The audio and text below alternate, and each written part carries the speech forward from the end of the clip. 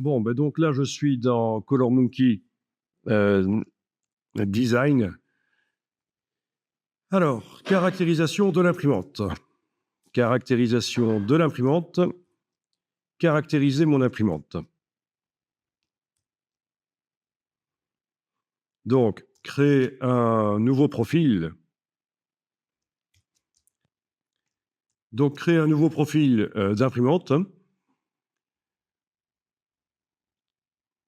Sélectionner l'imprimante à caractériser. Ici, j'ai connecté une Epson 4800. Alors, c'est une imprimante déjà haut de gamme, mais c'est pas vraiment une imprimante professionnelle. Alors, la différence avec les imprimantes professionnelles, les drivers, les pilotes permettent de désactiver complètement la calibration, en fait. Alors, à mon avis, celle-ci pas. On va voir. On va voir. Et en fait, c'est ce qu'il faut. Il faut qu'on puisse désactiver complètement la calibration automatique de l'imprimante dans le driver pour pouvoir vraiment aller mesurer comment fonctionne l'imprimante réellement en brut, sans qu'il y ait une amélioration des images automatiques. Alors, pour les imprimantes, il y a plein de profils qu'on peut faire, puisque pour chaque type de papier, ça modifie le comportement de l'imprimante. Et je vais ici donner le nom, c'est de l'Epson Glossy. Voilà, c'est du papier photo Glossy que j'ai mis dans l'imprimante. Je vais faire le profil pour ce papier-là, pour commencer. Si vous avez une question à n'importe quel moment, vous le dites, hein, n'hésitez pas. OK, je vais cliquer donc sur « Imprimer ». Alors, ils disent bien, petit conseil, configurer le bon type de papier et la résolution d'impression désirée dans les boîtes de dialogue du pilote d'impression. Donc ça, il va falloir que je note dans la boîte de pilote d'impression, il faudra que j'indique quel est le type de papier que j'utilise, glossy. Il faudra que je dise quelle est la résolution d'impression que je souhaite. Est-ce que c'est du impression fine ou impression rapide?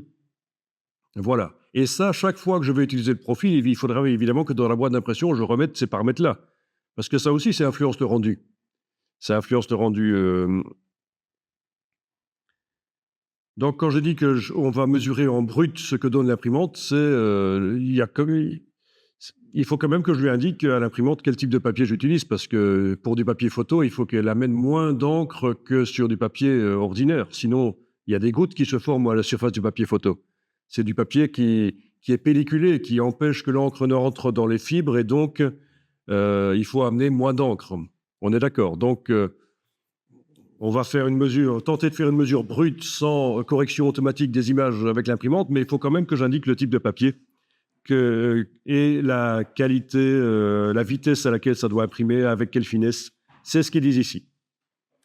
Deuxième point, assurez-vous de désactiver, si possible, toute option de gestion automatique des couleurs. Bon, c'est ce que je vous disais, hein, si possible, voilà. C'est mieux. OK.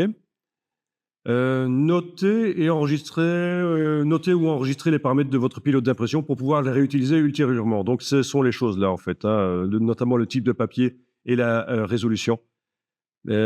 Pour obtenir des résultats précis avec votre nouveau profil d'imprimante, vous devez toujours imprimer avec les paramètres que vous avez enregistrés ou notés. C'est logique, hein, pour utiliser le profil, pour qu'il fonctionne de manière correcte, il faudra que je configure l'imprimante de la même manière quand je vais imprimer mes vraies images par la suite, parce que là, je vais imprimer une charte. OK, je clique sur « Continuer ». Le pilote d'impression de la 4800 arrive. Donc, afficher les détails. Voilà. Mise en page 1. Alors déjà, je vais aller indiquer ici qualité et support, alimentation papier, réceptacle arrière, parce que je sais que ça, c'est un truc vicieux avec cette imprimante. Si on oublie de le marquer, on va perdre nos paramètres. Type de support, c'est du papier photo brillant, hein, c'est du glossy en fait. Hein. Évidemment, il n'indique pas dans la liste Epson Glossy, puisque c'est une imprimante Canon en fait. Qualité d'impression, c'est là qu'on détermine la finesse d'impression. Est-ce que je veux que ça aille vite, standard, ou moins vite mais plus fin? Voilà, personnalisé. On va pouvoir choisir ici mais je vais mettre haute ici, voilà. Qui a un niveau d'encre bas, on va voir ce que ça va dire. Il va peut-être me dire de remplacer une cartouche. Bien. Ok, donc ça c'était qualité et support, mise en page. Mise en page. Une page par feuille, hein, je ne vais pas mettre plusieurs pages par feuille, je n'ai qu'une feuille à imprimer de toute façon. Concordance des couleurs. Alors là, voilà, c'est là que je devrais, pour bien faire, avoir une option qui me dit que je désactive l'amélioration automatique, en fait. Et visiblement, je ne l'ai pas. Gestion du papier, oui, c'est pas important. Ça, page de garde, c'est pas important. Option couleur, voyons un peu ça. Ah oui, option couleur, ça c'est pour faire une calibration manuelle de l'implémentation sans qu'elle tire trop vers le cyan, magenta, jaune. Si on a un groupe plus prononcé pour un certain type d'image, ça c'est les modifications couleur de l'imprimante. Ok. Bon, je vais rester en standard ici. Au niveau de l'amélioration. Ok. Niveau des fournitures, qu'est-ce qu'il me dit? Die Früchte des Baupaisages pour une spécifique papier. Alors, oui, le profil ICC du papier. Du papier, c'est quand c'est le papier d'une marque et que tu utilises sur l'imprimante de la même marque. Là, ça peut marcher, oui. C'est ce qu'on appelle le profil générique, mais le papier Epson sur une imprimante Canon, il n'y a pas vraiment de profil pour cette configuration-là.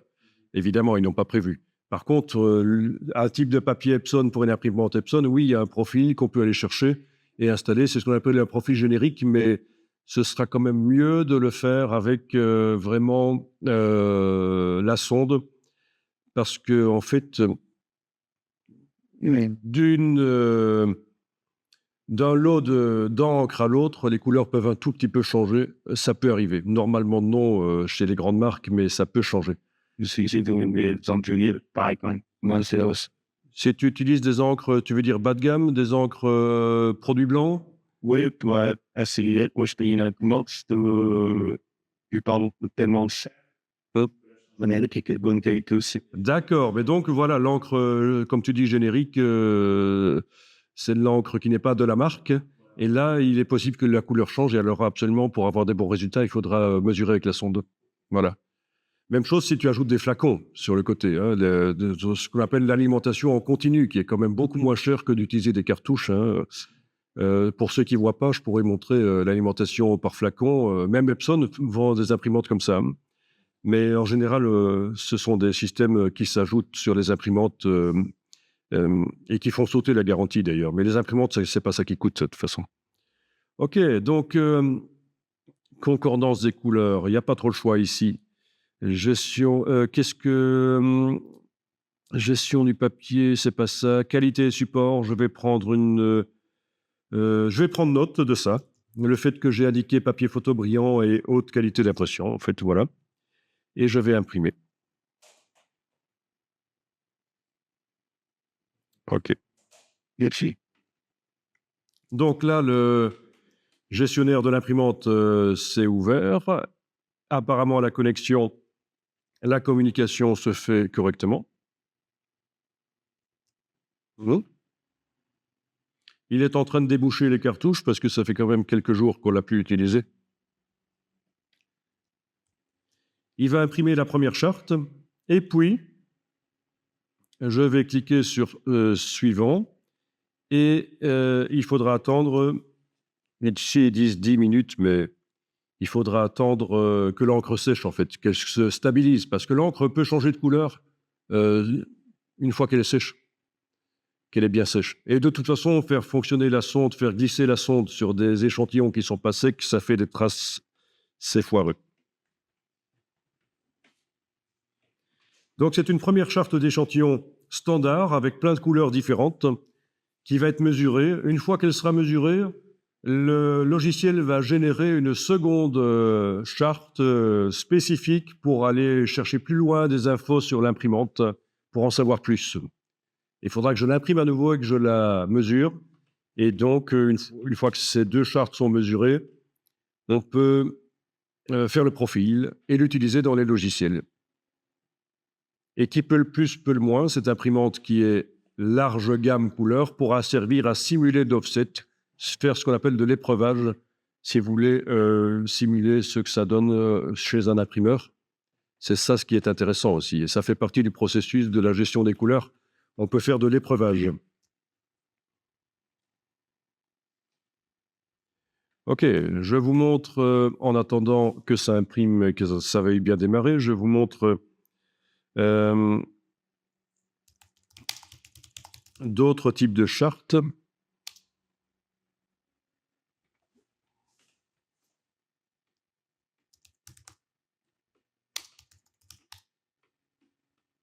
Voilà.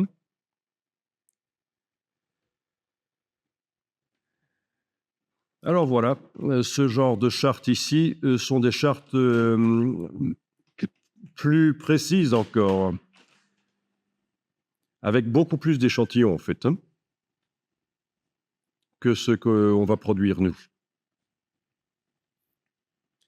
Et pour mesurer ces chartes, on utilise généralement des robots parce qu'il y a tellement d'échantillons à mesurer.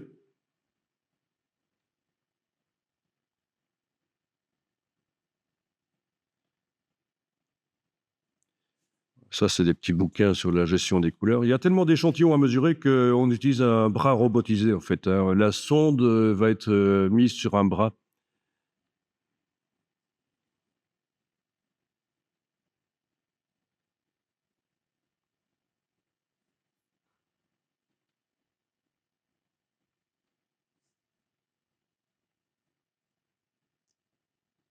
Voilà, c'est ce qu'on voit ici.